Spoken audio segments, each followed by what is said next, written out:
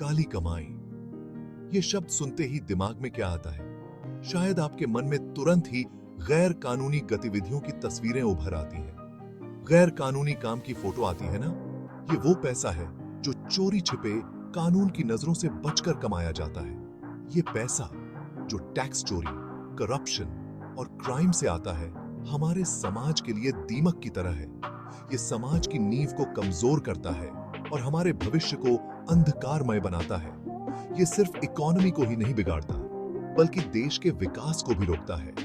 जब काली कमाई का पैसा सिस्टम में आता है, तो ये आर्थिक असंतुलन पैदा करता है और विकास की गति को धीमा कर देता है। इंडिया में बहुत से फील्ड्स में काली कमाई का साया है, चाहे वो रियल एस्टेट हो, पॉलिटिक्स हो या एंटरटेनमेंट इंडस्ट्री। हर जगह ये समस्या व्याप्त है।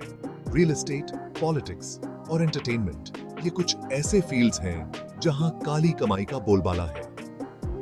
इन क्षेत्रों में काली कमाई का प्रभाव बहुत गहरा है। रियल एस्टेट डील्स में अक्सर नकद लेन देन होता है। पॉलिटिकल कैंपेन्स में भी काले धन का उपयोग होता है और एंटरटेनमेंट इंडस्ट्री में भी ये एक बड़ी समस्या है। फिल्म इंडस्ट्री, जो करोड़ों लोगों के दिलों पर राज करती है, वो भी इससे अछूती नहीं है। खासकर साउथ इंडियन फिल्म इंडस्ट्री, जो अपनी ग्रैंड फिल्म्स और एक्शन सीक्वेंसेस के लिए जानी जाती है। साउथ फिल्म इंडस्ट्री जम साथियार इन शेस्ताही, जो अपनी ग्रैंड फिल्म्स और एक्शन के लिए जानी जाती है, वहां भी काली कमाई एक बड़ा इश्यू है। यहाँ पर काले धन का उपयोग फिल्म निर्माण के हर चरण में होता है। ये पैसा फिल्म बनाने के हर स्टेज पर यूज होता है, जिससे सिर्फ इंडस्ट्री को ही नहीं, बल्कि पूरे देश को नुकसान होता है। फिल्म निर्माण के दौरान काले धन का उपयोग न केवल आर्थिक असंतुलन पैदा करता है, बल्कि इससे फिल्म की गुणवत्ता पर भी असर पड़ता है। इस वीडियो में हम साउथ फिल्म इंडस्ट्री में काली कमाई के इश्यू को अच्छे से समझेंगे और जानेंगे कि ये कैसे होता है, इसके क्या नुकसान हैं और इससे कैसे निपटा जा सकता है।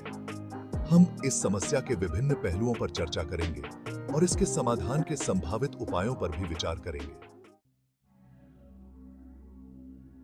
फिल्म बनाना एक लंबी और जटिल प्रक्रिया है, जिसमें बहुत से स्टेजेस होते हैं और हर स्टेज में अलग अलग चुनौतियां होती हैं। कहानी लिखने से लेकर फिल्म के प्रमोशन तक हर कदम पर मेहनत और डेडिकेशन की जरूरत होती है। लेकिन इन सभी स्टेजेस में काली कमाई का यूज भी हो सकता है, जो फिल्म उद्योग के लिए एक गंभीर समस्या है। सबसे पहले बात करते हैं फिल्म को पैसे देने की। फिल्म निर्माण के लिए फंडिंग एक महत्वपूर्ण हिस्सा है। कई बार फिल्मों में काला धन लगाया जाता है, जिसका कोई हिसाब किताब नहीं होता। यह पैसा अक्सर गुप्त रूप से आता है। यह पैसा हवाला के जरिए आता है या फिर बिना नाम के लेन देन से। हवाला एक ऐसा तरीका है जिससे पैसे का लेन देन बिना किसी रिकॉर्ड के किया जाता है। इससे न सिर्फ टैक्स की चोरी होती है, बल्कि इंडस्ट्री में ट्रांसपेरेंसी भी कम होती है। यह एक बड़ी समस्या है जो सरकार और समाज दोनों के लिए हानिकारक है। फिर आता है एक्टर्स और टेक्नीशियंस को पेमेंट करना। ये लोग फिल्म निर्माण के महत्वपूर्ण हिस्से होते हैं। कई बार ये पेमेंट कैश में किया जाता है, जिससे इनकम टैक्स से बचा जा सके। ये तरीका न सिर्फ गैर कानूनी है, बल्कि इससे फिल्म उद्योग की साख भी खराब होती है।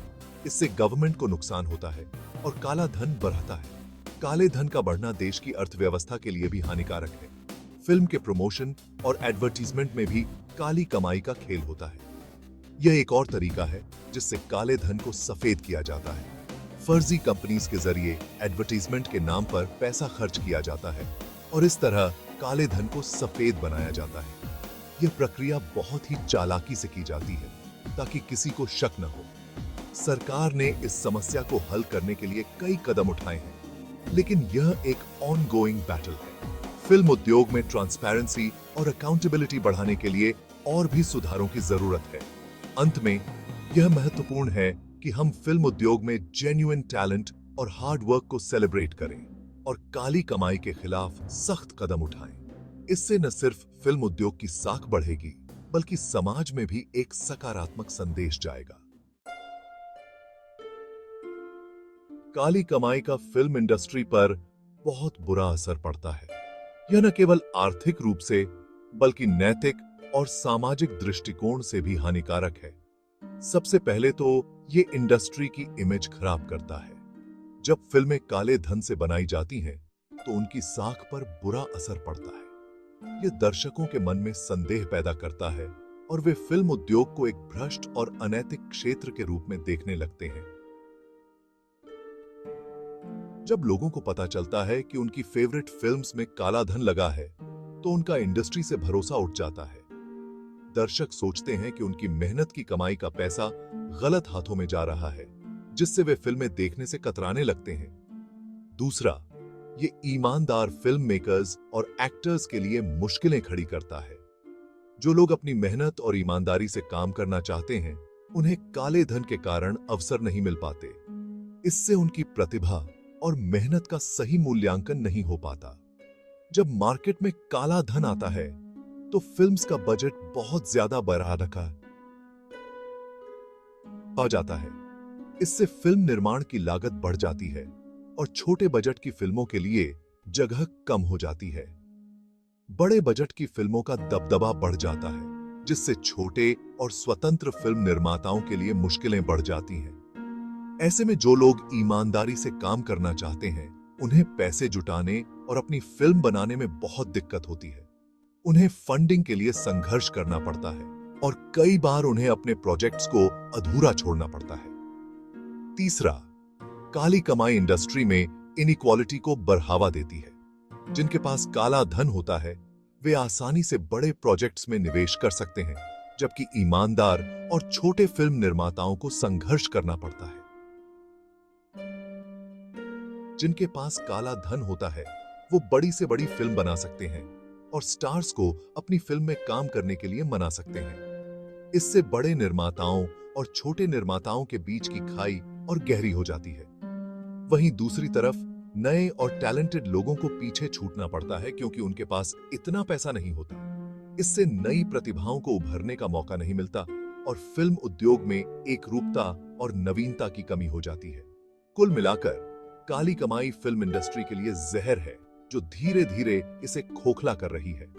यह न केवल आर्थिक असमानता को बढ़ावा देती है, बल्कि नैतिकता और ईमानदारी को भी कमजोर करती है। अगर इस समस्या का समाधान नहीं किया गया, तो फिल्म उद्योग का भविष्य अंधकारमय हो सकता है। सेक्शन 4, अंडरवर्ल्ड का साया और सरकारी पहल। 90 के दशक में इंडियन फिल्म इंडस्ट्री, खासकर मुंबई का फिल्म इंडस्ट्री, अंडरवर्ल्ड के कंट्रोल में था।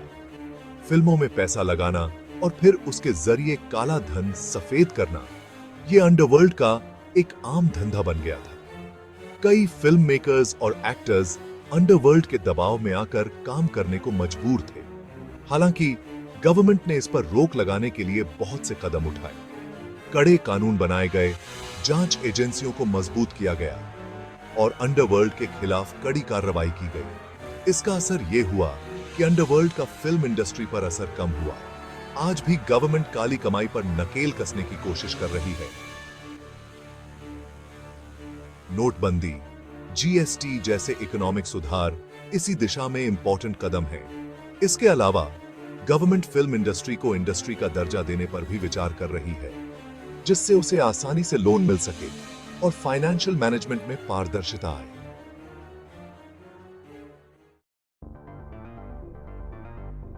सेक्शन 5, डिजिटल युग, पारदर्शिता की ओर। डिजिटल क्रांति ने हमारे जीवन को बहुत बदल दिया है।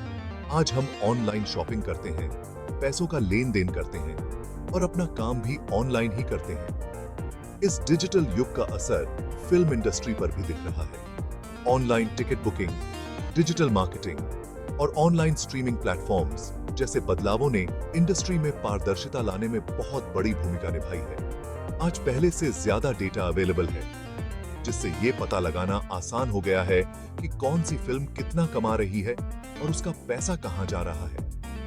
हालांकि अभी भी बहुत कुछ करना बाकी है। कई लेन देन अभी भी कैश में होते हैं और उनका कोई रिकॉर्ड नहीं रखा जाता।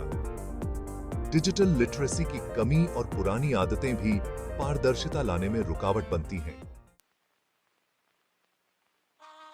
सेक्शन 6, टैक्स चोरी और उसके परिणाम। काली कमाई का सबसे बड़ा नुकसान यह है कि कि इससे गवर्नमेंट को टैक्स के रूप में नुकसान होता है। जब लोग अपनी इनकम छिपाते हैं और टैक्स नहीं देते हैं, तो गवर्नमेंट के पास विकास के कामों और जनता के लिए योजनाओं के लिए पैसे नहीं होते। सरकार ने टैक्स चोरी रोकने के लिए कई कदम उठाए हैं। इनकम टैक्स विभाग रेगुलरली छापेमारी करता है और टैक्स चोरों के खिलाफ कड़ी कार्रवाई करता है। सरकार ने लोगों को खुद से टैक्स देने के लिए इनकरेज करने के लिए भी कई योजनाएं शुरू की हैं। यह समझना जरूरी है कि टैक्स देना हमारा फर्ज है। जब हम टैक्स देते हैं तो हम अपने देश को बनाने में मदद करते हैं और एक अच्छा समाज बनाने में अपना योगदान देते हैं।